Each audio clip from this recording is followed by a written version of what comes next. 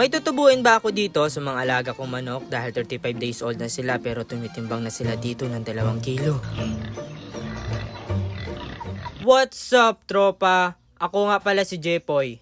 Tamad, pero may pangarap sa buhay. Kaya umagang umaga, alauna na ng hapon. Dahil 35 days old na dito yung mga alaga kong broiler na manok at tumitimbang na din sila dito ng 2 kilo. Kaya naisipan ko na i-out na sila dahil hindi na din kaya ng budget ko yung pambili ng pagkain nila. Kaya sabi ko kay mama magpo-order na siya dito sa mga katrabaho niya at sa kakilala niya, kaya kinabukasan may mga orders ako dito. Hindi din pala biro yung pag-aalaga dito ng 45 days sa manok dahil sobrang gasto talaga dito pagdating sa pagkain nila. So guys, bali may order tayo ulit. 4 na katay tapos 5 buhay.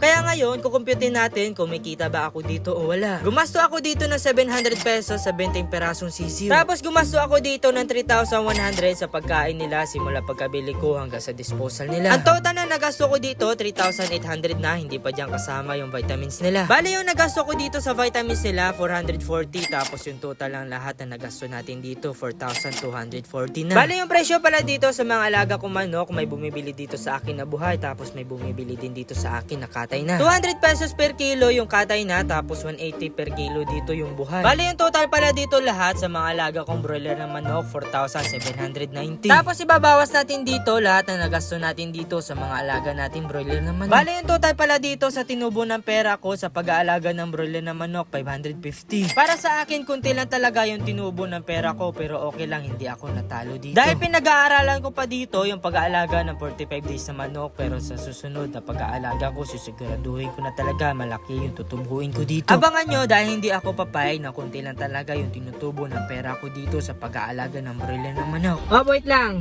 Kung gusto mo din kumita ng ganito karaming pera, nasa comment section ko lang yung link.